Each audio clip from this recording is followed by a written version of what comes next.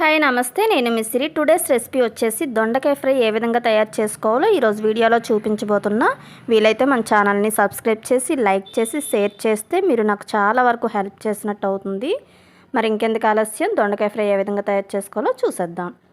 దీనికోసం నేను అరకేజీ దొండకాయలను తీసుకున్నానండి. అరకేజీ దొండకాయలని కడిగి నీటితో శుభ్రం చేసుకున్న తర్వాత నేను ఈ విధంగా సన్నని పొడవాటి ముక్కల్లా కట్ చేసుకున్నాను. సన్నగా కట్ చేసుకోవడం వల్ల ఫ్రై అనేది మనకి తొందరగా వేగుతుంది. ఇప్పుడు మనం స్టవ్ ఆన్ చేసి కడాయిని తీసుకోవాలి. కడాయి హీట్ అయిన తర్వాత 4-5 స్పూన్లు ఆయిల్ తీసుకోవాలి. ఆయిల్ అనేది దొండకాయ ఫ్రైకి కొంచెం ఎక్కువగానే పడుతుందండి. అది మీరు చూసుకొని వేసుకోండి. దొండకాయ వేగడానికి కూడా మనకి టైం కూడా కాస్త ఎక్కువగానే పడుతుంది. ఇప్పుడు ఆయిల్ హీట్ అయిన తర్వాత మనం కాస్త ఆవాలను తీసుకోవాలి. ఆయిల్ బాగా హీట్ అయిన తర్వాత ఆవాలు వేస్తే ఇలా చిటపటలాడాలన్నమాట.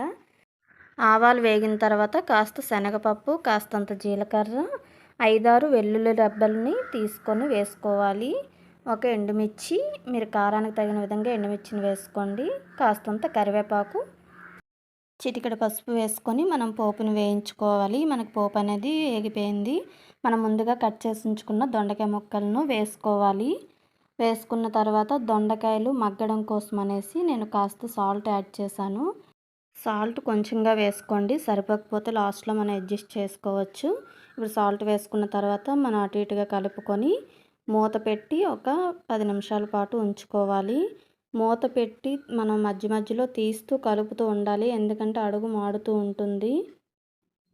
10 నిమిషాల తర్వాత చూస్తే మనకి దొండకాయ కొంచెం కలర్ మారింది చూడండి.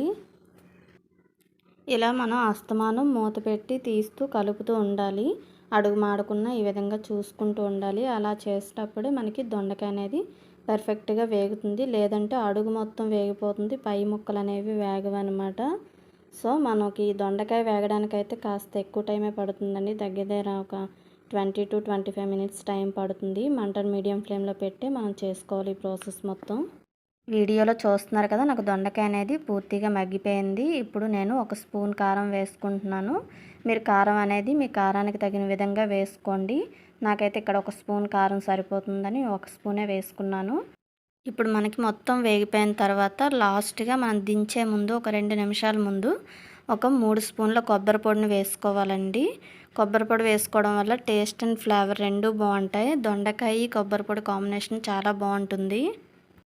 కొబ్బరి పొడి వేసిన తర్వాత మనం ఎక్కువసేపు ఉంచకూడదండి. జస్ట్ ఇలా 2 నిమిషాల పాటు ఇలా ఫ్రై చేసుకొని మనకు సాల్ట్ అది సరిపోకపోతే సాల్ట్ అడ్జస్ట్ చేసుకొని సర్వింగ్ ప్లేట్లో తీసుకొని సర్వ్ చేసుకుంటే వేడివేడి అన్నంతో చాలా బాగుంటుందండి. మరి ఇంకెందుకు ఆలస్యం, మీరు కూడా ట్రై చేసి ఎలా ఉందో కామెంట్ చేయండి. వీడియో నచ్చితే మన ఛానల్ని లైక్ చేసి సబ్స్క్రైబ్ చేయండి. పక్కనే ఉన్న బెల్ ఐకాన్ క్లిక్ చేయడం వల్ల నేను పెట్టే ఏ కొత్త వీడియో అయినా మీ వరకు చేరుతుంది. Thanks for watching. Bye bye.